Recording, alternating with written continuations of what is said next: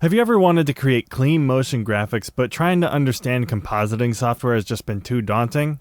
Let's fix that!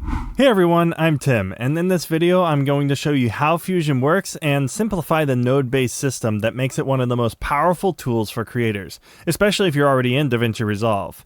Now don't worry if this seems too complex, we're going to break everything down into bite-sized chunks, explain what nodes are, how they work, what types of nodes there are, and we'll do this by creating a simple lower third animation that will give you all the essentials you need to understand Fusion. So, with that, let's hop into Resolve. Now before we get started, the first thing I'm going to do is go ahead and reset my UI layout, just so we're all looking at the same thing, although I do like to have my timeline stretch across the whole screen, so I will select this button up here to shrink my media pool down so that the timeline stretches across the whole entire screen. So let's go ahead and jump into Fusion, so we're going to click on this icon down here to bring up the Fusion page. And the first thing you'll notice is that we have two nodes sitting on our node graph right here. One is labeled Media In and one is labeled Media Out. Media In is typically what comes from the edit page, and Media Out is what's going back into the edit page. And if you have the Media Out node pulled up in this viewer, then you're seeing exactly what's going to go back to the edit page. More on the viewers in a little while. Now we're going to be creating a lower third, and what does a lower third typically have? Why, text, of course. Now the first thing we want to do is just go ahead and just click inside of this area so that we deselect anything. And then we're going to click on this button right here, which is the Text Plus node.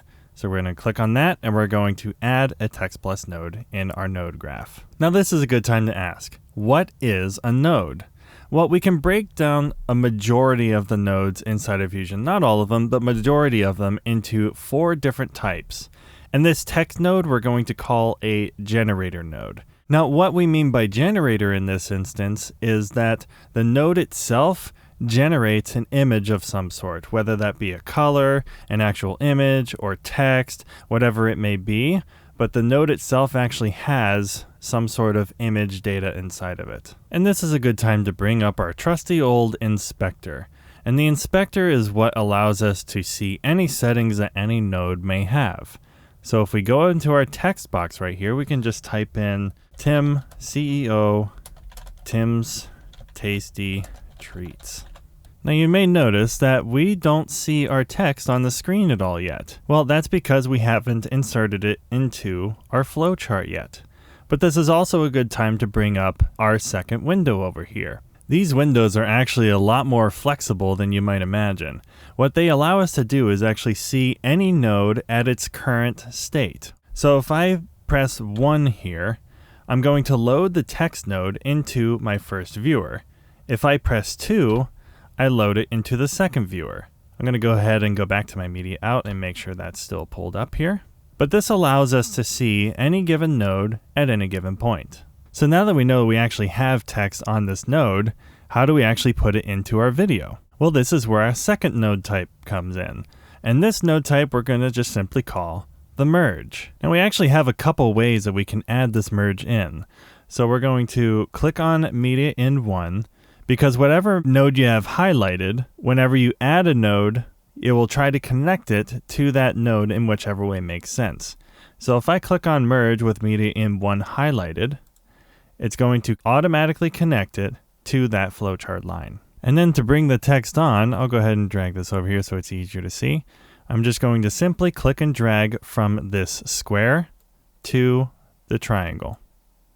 And now we see our text on top of our video. And there's actually a nice shortcut with this if we want to connect it automatically. I'm going to go ahead and delete this merge just by pressing backspace.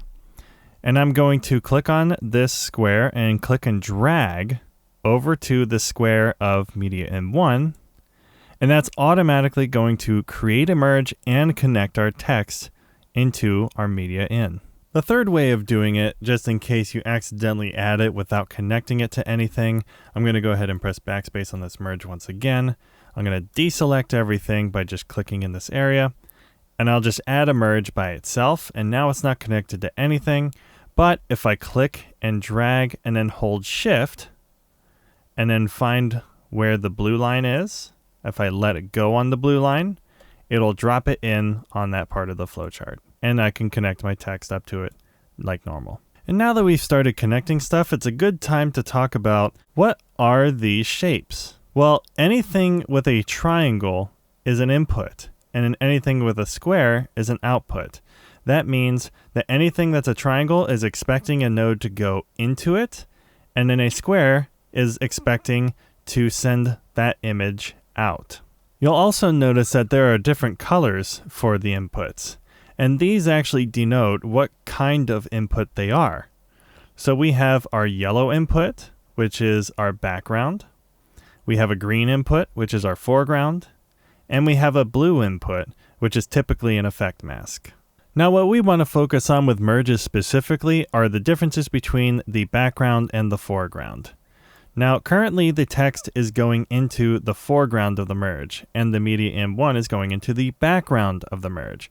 Well, what if we flip them? So we can go ahead and disconnect this text here, and let's go ahead and put it into the background of the merge. And then let's put the media M1 into the foreground. Well, now it looks like that the text is gone, but actually it's just in the background. So if we do this, peekaboo, it's still there. So whatever goes into the foreground will always be on top of what's in the background. And instead of having to disconnect one and plug it into the other, there's actually a nice keyboard shortcut. If you just press Control-T or Command-T on a Mac, it'll automatically switch them. Now before we go any farther, let's just head back to the edit page just to verify that the text is actually showing up. And what do you know? It is in fact showing up on the edit page. So we did it right. How about that? But unfortunately, this doesn't really work as a lower third. In fact, it's not a lower third. It's a middle third. Well, rather a middle. So we need to go back into Fusion and go ahead and do some more work on it. So the next thing I want to add to this is maybe some sort of background for the lower third itself. So I'm going to go ahead and disconnect the text real quick, make sure everything's deselected, and we're going to add a background node, which is this icon here. And side note, if you want to be able to snap your nodes into this grid, you just go ahead and right click in your node graph, go to Arrange Tools, and select To Grid. So backgrounds are another generator node essentially, and we can do a lot of really cool things with background. We can just make it a solid color. I'm going to go ahead and pull it into the first viewer so we can see if I bring this all the way up to red, our background becomes red. We can also do things like if we go to type, we can even make it a gradient. I'm going to go ahead and click on this triangle right here, and let's just change this white to like a cyan type color. Now I want to put the text on top of the background, so how I do that, let's just go ahead and do this just for visual aid. I'm going to bring the text up here, bring the background here, and I'm going to drag the output from the text on top of the background so that it creates a merge and the text is over top of the background. And to preview that, we just make sure our merge to is selected and we can press 1. And now we see our text is over top of our background. I'm going to go ahead and just highlight all three of these and move them over here just to keep things clean. And here's another nice trick. If there's a node with multiple inputs and you want to see what each of those inputs are, you can right click and drag from the output or alt drag with the left click and drag it over top of the node you want to go into. And when you let go, you'll see a list of the different inputs that you can go into. So we want to put this one into the foreground because the lower third is going to go over top of our footage. So we'll click foreground and it puts it into the foreground input. Now obviously we don't want our lower third to cover the entire screen because that kind of defeats the purpose of a lower third. And that brings us to our next type of node, the mask node. Now typically when you think of masking, you think of cutting something out of an image.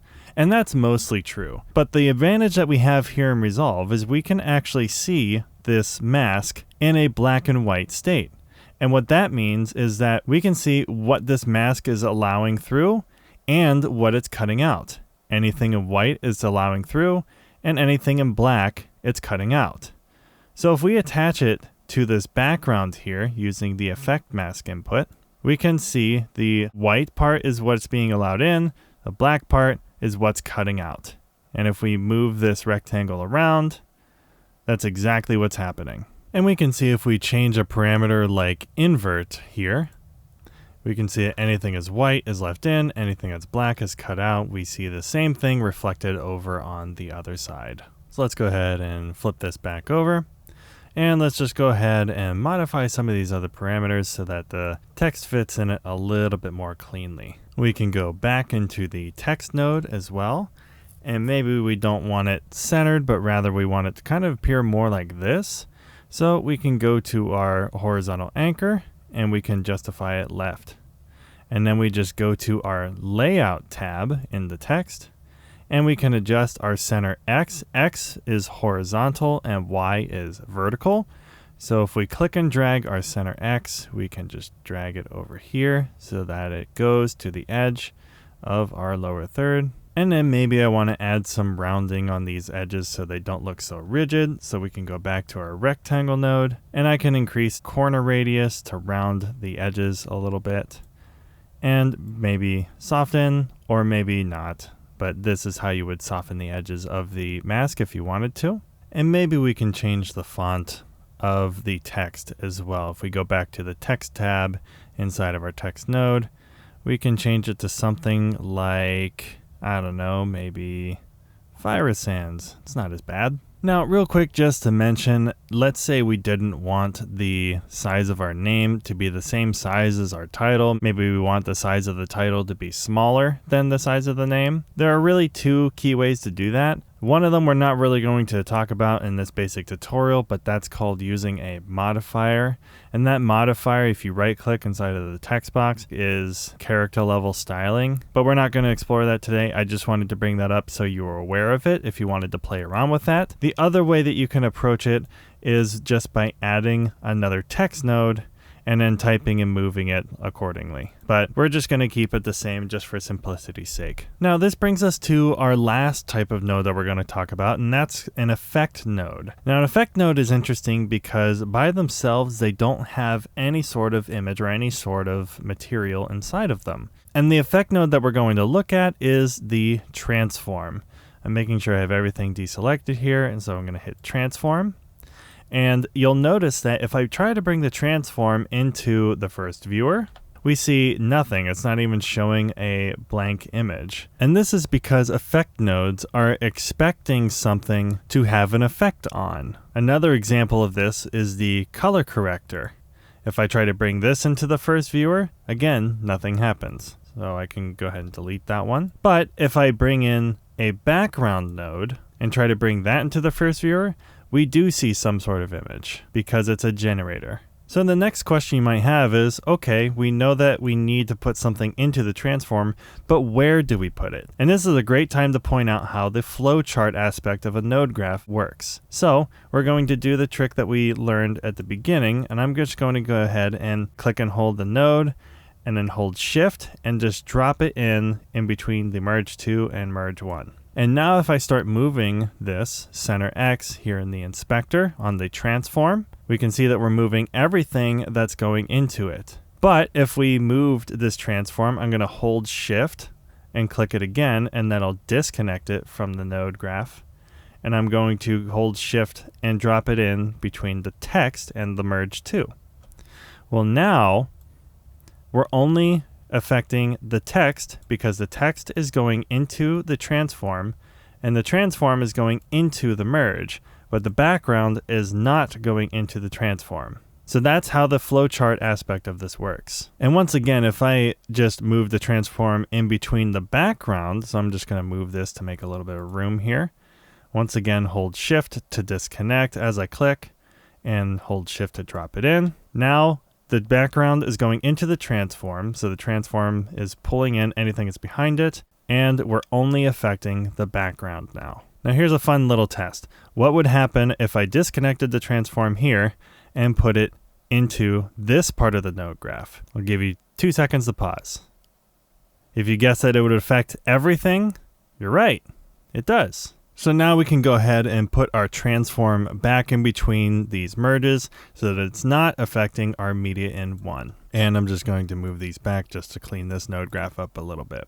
And now there's one more thing I want to add to the text. I can actually go into the text settings, and then I can go to the shading tab, and then we have different elements. And this basically just means that we can add more layers to the text itself. So if I enable this, now we have a border around it, and we can change our parameters that we have for the text. But I don't really want an outline, so I'm going to disable this one for now, and I'm going to go to the third one.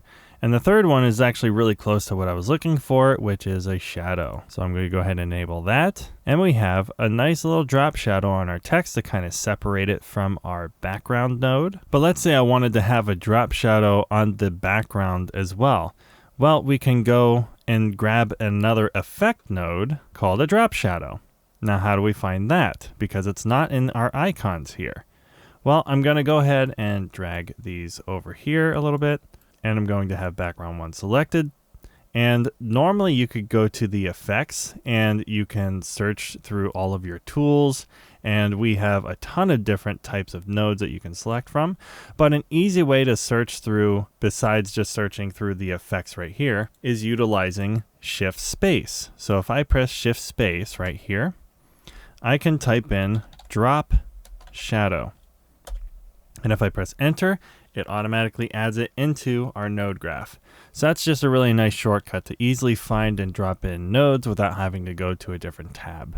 So let's go ahead and drop this effects window back down, and we'll go into our drop shadow settings in our inspector. And maybe I want the blur to be a little bit less significant, and maybe I don't want that distance to be anywhere near as much. We just want it to be a nice little settled drop shadow. And that's looking pretty decent. So now how do we get this lower third to actually work like a lower third? Well, let's go back to our transform here, and we want to position it accordingly. So we probably want it to end up somewhere around here, maybe a little bit to the left. But as of right now, it's not really doing anything. It's just sitting there. So how do we get it to animate?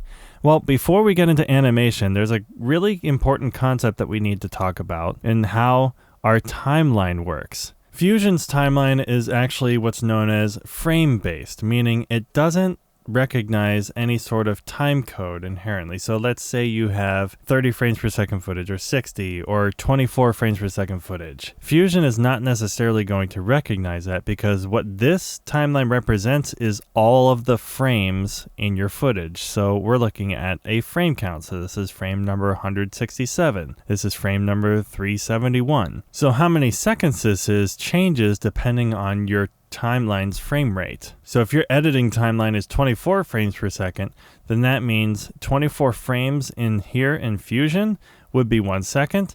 Or if your timeline was 30 frames per second, that means 30 frames would be 1 second, 60 would be 2, 90 would be 3, etc. And so looking right here, this is our frame counter. This is showing what frame that we are currently on.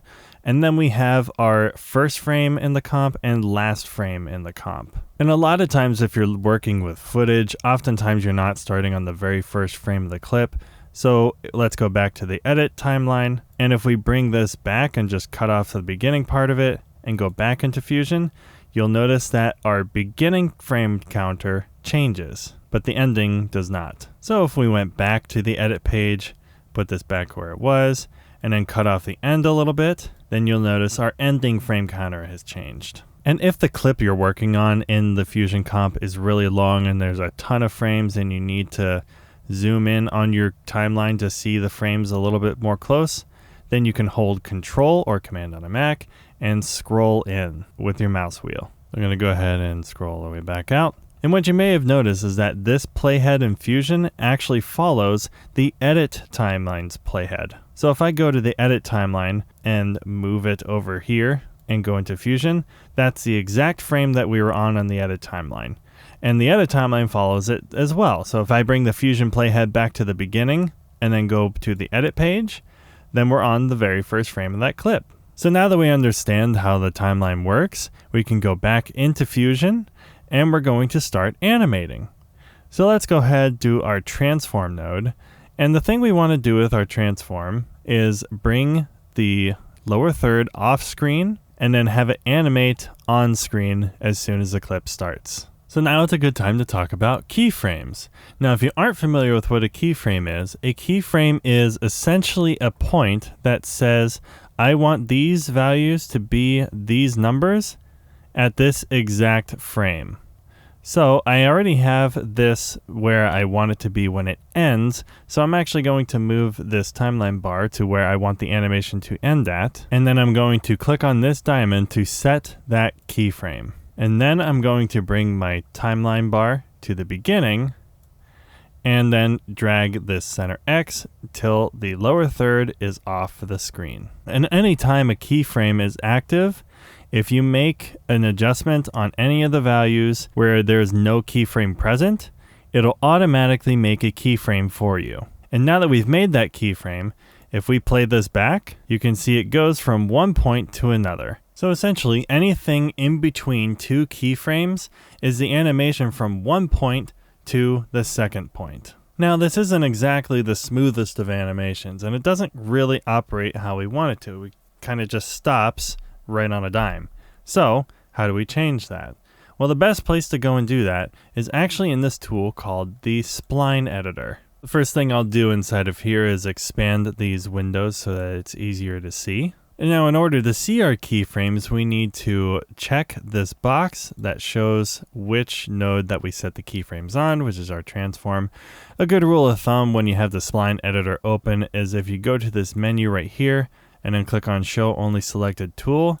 This is really nice if you have like 10 plus nodes that have keyframes on them. You don't necessarily want to see them all at the same time. That toggle is really nice because then you can select whichever node you want, and it's only going to show the keyframes of whichever node or nodes you have selected. And then a really easy way to see all the keyframes that we want to see, or at least that are set, would be this toggle right here, the zoom to fit. This will fit all the keyframes that we've set into this window. Now we won't spend too much time in this spline viewer because it's actually very, very dense, but the thing we want to really look at is our easing parameters. So I'm going to go ahead and press T so that we can see our ease in and out parameters.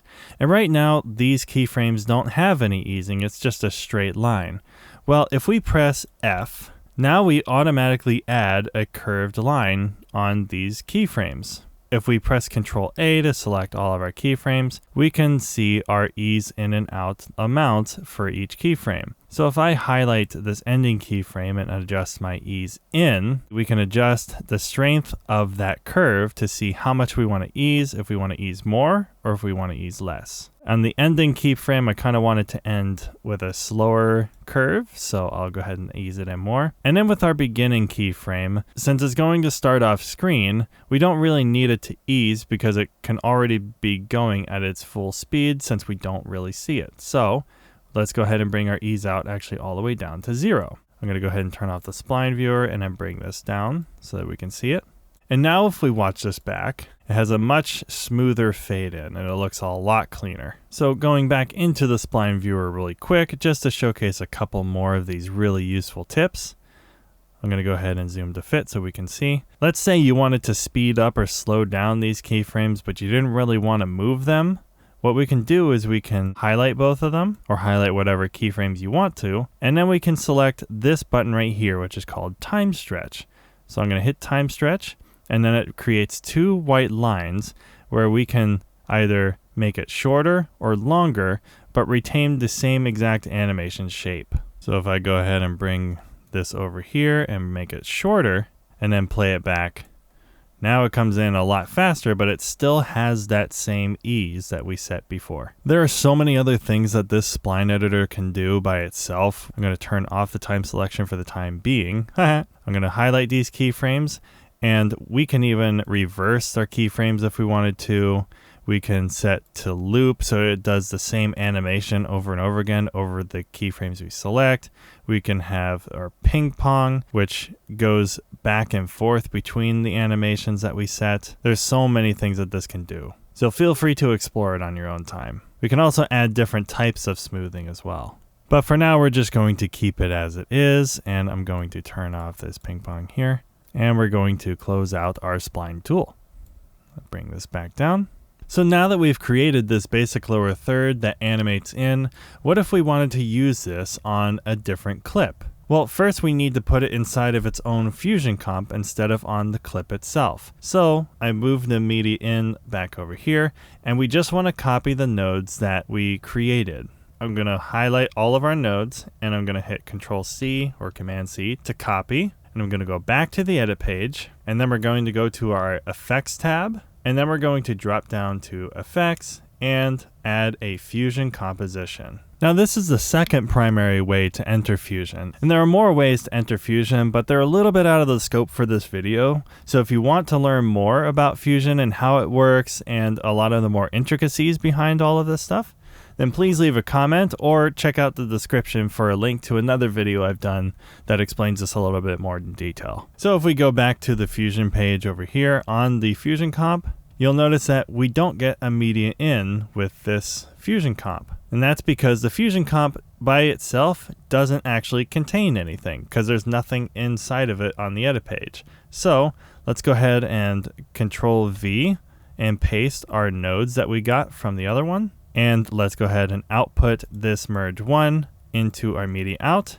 And we're not seeing anything. Why is that? Well, this has to do with the fact that there's nothing going into the background of our merge, because the merge always expects something to go into the background. If there's no foundation for the merge, it can't display an image because there's nothing there. So we need to add a background. So let's go ahead and plug this background into the merge. And we have a black background, but we can make this alpha transparent by bringing it down to 0. And then now if we go back to the edit page, we can see it goes over top of our old footage. Now we don't want this previous lower third inside of the other clip still. So we're just going to go ahead and right click on this clip, and we're just going to hit Reset Fusion Composition. And if we do that, then there will be no more nodes inside of it. But if we go to our Fusion comp, we see that we have our lower third that plays accordingly. Now, if we go back into Fusion, there's one more core concept I want to bring up, and that's whatever is on the bottom of everything else, basically the furthest in the background, determines the resolution of the Fusion comp.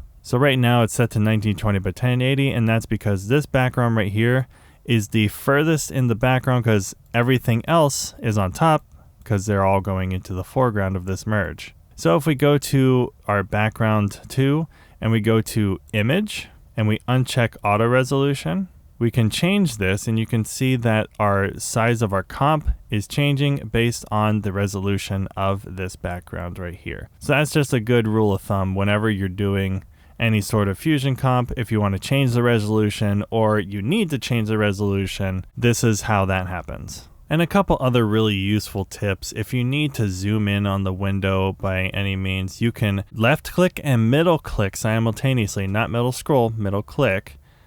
And you can zoom in and out by dragging your mouse left and right when middle and left click are held. And it'll zoom in based on where you clicked your mouse as the anchor point. And if you want to resize your window to fit, you can just press F and it'll fit to screen. Just make sure you have the current window selected when you press F to resize it. So now that we've made this its own Fusion comp, we can actually duplicate this and use it in multiple places. So let's say I wanted to use this over a different clip and wanted to change the name, like we mentioned earlier. Well, we can hold Alt and then click and drag this Fusion comp over, and then we can drag the playhead over here and then go into Fusion and then change the name and then go back to the edit page. And now we have two different lower thirds with two different names, but that still have the same animation. And then let's say we wanted to save this as a template.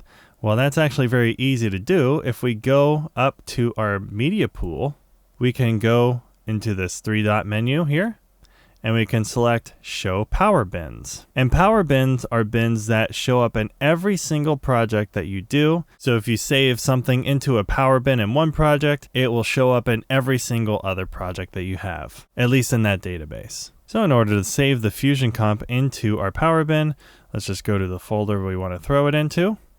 And I'll just click and drag and drop it in. And we'll just call this lower third template. And now I can click and drag this on any timeline, and it's always going to start out with this initial animation and text, but I can always go into Fusion and change it with this text node and do whatever name I like. And then one final really nice tip is anytime you have the playhead over top of a bunch of different layers and you want to get to something that's below everything else, but when you hit Fusion, it goes into the wrong clip because it's on top of something. The easy way to get around that is you can just right click on the clip that you want to go into Fusion with and go to Open in Fusion page. You can also set that to a keyboard shortcut by going up to DaVinci Resolve, Keyboard Customization, and then just search Open in Fusion page, and then set a keyboard shortcut like I've done here. I've set it to F5, and make sure you're under the Edit Timeline one, not the Media Pool. So we go to Close, or Save if you've changed it. And if I have this clip selected and I hit F5, now I've gone into Fusion on that clip instead of what was on top.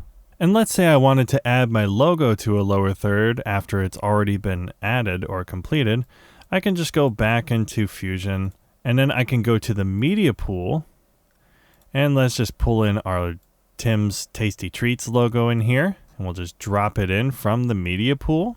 I'm going to go ahead and turn off the Media Pool so we can make our windows a little bit larger. But I want the text to go just over top of it, but I want the background to still be below it. So we can take the output of our text and put it on top of our media in, basically our logo. And that'll add this merge. And then we can throw the output of this merge into merge 2. And now we have the logo here. And if I want to move it and put it in place, may have noticed that the merge nodes actually have center size and all that stuff that's very similar to what the transform nodes have.